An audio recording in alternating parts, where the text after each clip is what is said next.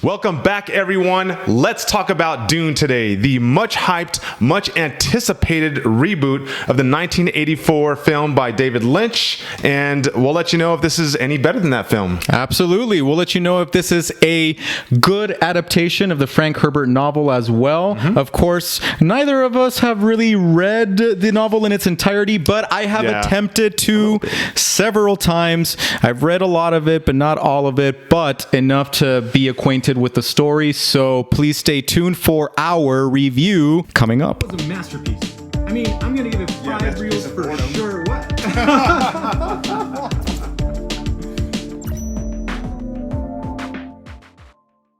If you're tuning in for the first time, my name is Beto and this is my co-host Lenny. We are the Real Screeners. We invite you to please check out our collection of movie reviews and audience reactions. Please subscribe if you like our content and leave a comment down below. We invite you to check out our online store for our merchandise, realscreeners.com. You can find our latest apparels, movie themed and movie mashups. Don't forget about that. And as always, guys, we ask you, if you like this video and if you like any of our videos, smash that like button. It really helps us with the YouTube algorithm, and of course hit that notification bell so that you'll know every single time we upload a video. And now, Denis Villeneuve. Denis Villeneuve, you do not disappoint. Let's dig into the Dune. Let's dig into the Dune, man. So obviously Denis Villeneuve directed Dune, and of course he's best known for Sicario, Arrival, Blade Runner 2049, and he has done some stellar work. And I think that one of his strengths as a filmmaker is all his movies are a visual spectacle, even an auditory spectacle. They really are. Along with great stories, right? Yes, and they really do a good job of bringing on people who are good photographers, good cinematographers, that sort of thing. In this case, great with sound mixing. Yeah, in this case, we have Greg Fraser as the cinematographer, who is not the usual cinematographer in Villeneuve's movies. Deakins, of course. Right, the great Roger Deakins. Yes, has done a lot of his movies.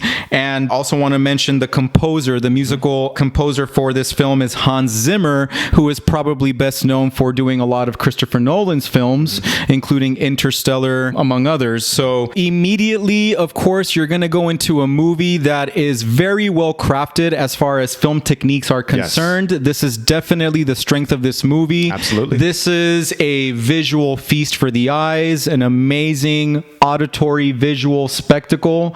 And I say auditory because the music is such a compliment to what is happening on screen. And you're just, for 2.5 hours, you're in a visual daze. I feel a dream almost, you know. Right, and so you have to appreciate the techniques in this movie to really understand what a great piece of artwork this is. But let's talk about the plot line a little bit, guys. Yes. A lot of people might not be familiar with this.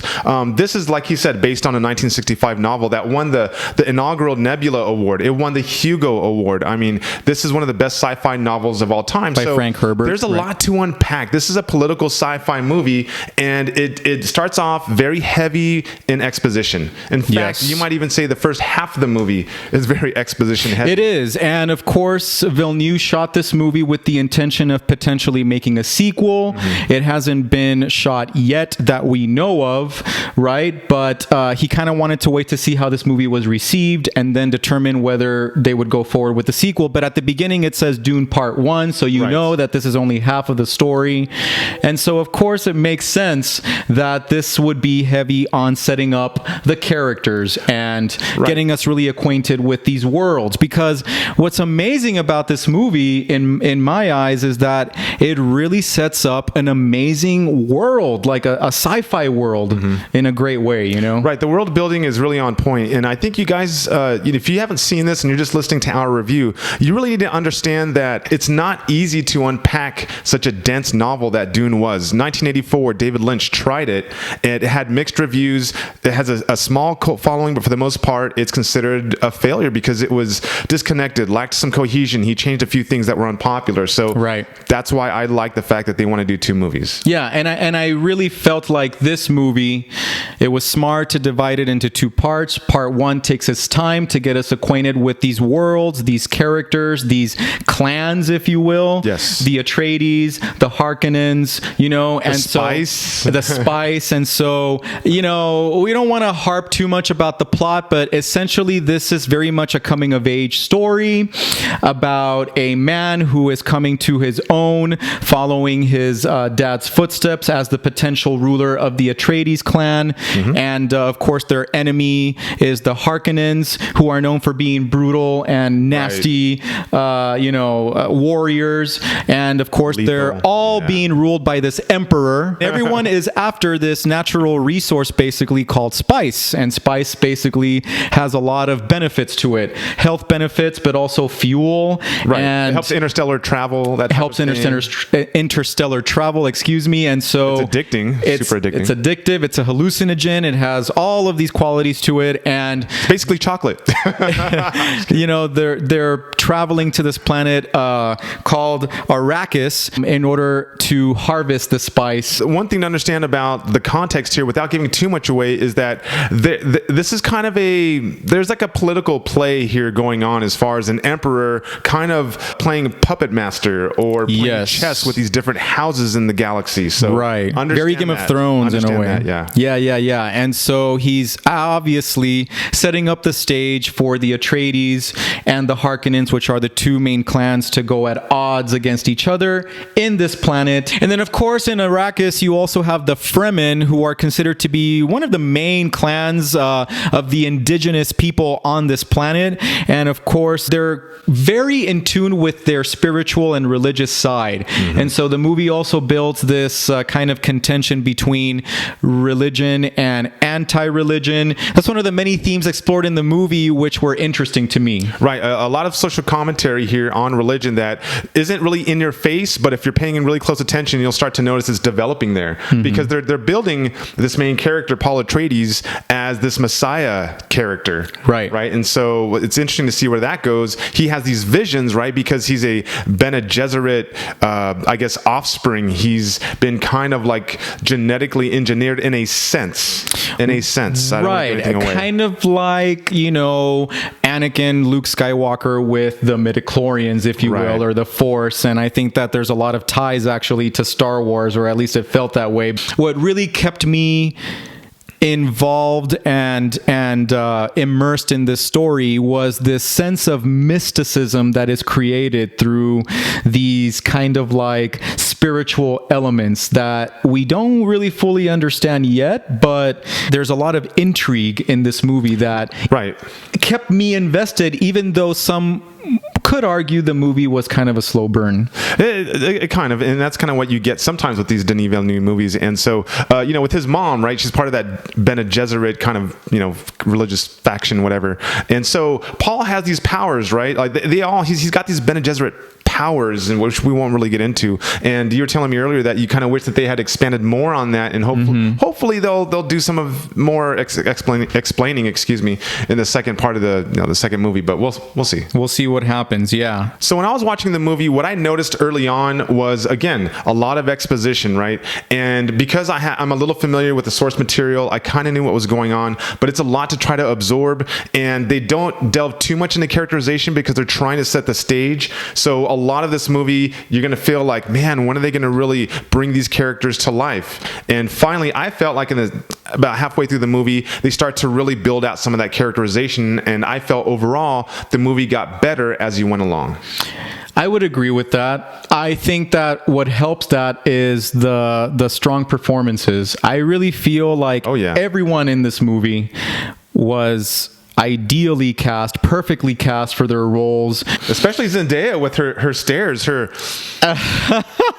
that's pretty much all she did in the movie. Yeah, well, she's mostly present in the form of like, it's intentional, dreams, and it's intentional. So she's not present very much in the movie, but specifically, actors like Rebecca Ferguson as Paul's mom, Jessica. I keep forgetting her name, and also Stellan Skarsgård as the Baron. Yes. And Timothée Chalamet, of course, playing Paul. Definitely Oscar Isaacs playing his dad. But I think that when it comes to Ferguson, Chalamet, and Skarsgård, those are the three performances that really stand out. And even though at times the performances may seem kind of quiet and restrained, a lot of emotional punch in there, man, Especially and a with lot Ferguson. of range, But especially with Ferguson. Yeah, You look at Ferguson in most of her scenes, she's like either shaking or crying, or it's a really compelling and convincing performance, though. I must say. Yeah, and it really adds to, again, that mysticism that I was talking about. There's this whole, concept in the movie of mastering the kind of like the tone of your voice that I found very interesting. And it's kind of like this power that you could develop in which you can use your voice to really manipulate others. Kind of like how Obi-Wan Kenobi does it in Star Wars, you will ungag her. Jedi mind tricks and Yes. stuff like that, but this time you use your voice in a way that is commanding and manipulating, And I like sound effects too. I really liked a lot of things about this movie. We haven't really harped enough, I think, about the breathtaking visuals in this movie. Okay, let's do it. Let's do it. Go for it, man. A lot of scenic shots. What some people would consider maybe establishing shots, right? You have a lot of scenic shots of the desert, the dunes, which reminded me a lot of like Lawrence of Arabia. Yeah. I think that a lot of people will be reminded of that movie if they've seen it. Because the desert landscape really adds to the mood of the film and the struggle that they have to go through. And the desolation. And the desolation and isolation, sure. You get obviously these scenes of not really the city, but of, I guess, like this expansive factory kind of, the place where they're living, where they're manufacturing the spice. Where they're, pulling out the spice and all that. And then let's not forget the sandworms. You cannot forget the sandworms. I love how they built up the sandworms because it's very retro in the sense that it's very Jaws. Yes, because they do a slow reveal, and it's creepy and it's suspenseful, and you just, again, going back to the visuals, they give you a sense of how big these sandworms are, and I loved it. Yeah, the sandworms, and then that's perfect. You said it perfectly. I don't think that I have anything else to add to that, but just the way that the sights, the cinematography, the special effects, along with the music are all combined, really creates a visual and auditory symphony. Yeah, it's extremely great. immersive. It is. And that's what gives the movie another strength, I will say, though, one thing that I kind of didn't like, and I can see how some people would consider it overdone, is the shots of people's faces, right? Like, because you're trying to set the tone, the mood and whatnot, right? And you're trying to tell without so much saying. There's a lot of shots of people's faces over and over. And Timothy Chalamet, I think I know every line on his face now. Yeah. Well, he's a good actor in that way, in that he's able to communicate emotions just through his expressions, right? But you're right. But anyway, I mean, some people may take that as like, whoa, like, okay, we get it. Yeah. I highly recommend you watch this movie at the theater. Do not just watch it. Do not just settle for HBO Max. This is something that you have to witness in the theater. Immerse yourself with the sights, the sounds of it. Appreciate the acting. It is a slow burn, but just take it all in. I mean, and I think that if you're a sci-fi nerd, you're going to enjoy this vastly more than if you're not. And if you're familiar with the source material, you're definitely going to enjoy this a lot more, even better. And so I really enjoyed this movie, and it is near a masterpiece for me. So near a masterpiece for me. So I'm going to give it 4.5 reels. Okay. All right. Wow. Okay. I wasn't sure what he thought about it because, truth be told, he saw it about a week ahead of everyone else in the United States because you were in España. So he saw it like a long time ago. I saw it twice. And he didn't tell me anything, so I was like, does he like it? Does he not like it? And even after we watched it last night. Well, you don't like spoilers, sir. I know. I was like, he still hasn't said anything after last night from watching it the second time. But anyway, I'm actually going to give it 4 out of 5. And, in my younger years, I probably would have given this a 3 or a 3.5, just because I'm used to a basic type of storyline, right? And this movie does not follow per se, your plot diagram, like they teach you in school. And it was it's very techniques heavy, and I'm not used to that. And so that's why I give it a 4. I wanted even more characterization. I kind of felt like the first half dragged for me personally. I appreciate everything they did, but I'm just going to give it a 4. I have a feeling the second part's going to ramp up and it'll be even better. Even for being a part 1, there is an arc and there is an ending to that arc, and I appreciated that. It doesn't feel cliffhanger-ish, even though the climax is a mini climax. It's a climax for the character, not so much for the overall conflict. Right. So understand that. But so anyway, all right. Leave a comment down below. Let us know what you think about this new adaptation of Dune. What was your favorite part? What were your favorite elements about it? Did you like it, not like it? And we will surely respond to you. Also, don't forget to look us up on social media: Facebook, TikTok, Real Screeners, Instagram, Real.Screeners. And definitely, guys, please, if you like our content, subscribe to our channel. And of course, hey, we have tremendous mashup shirts on our website, realscreeners.com. Check that out. We have a discount available for you. And for Beto, I am Lenny, guys, and stay tuned for our next Real Take on Movies. Come back.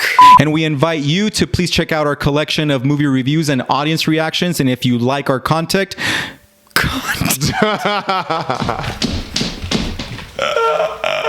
Dune is directed by Denis Villeneuve, who also directed movies like Sicario. And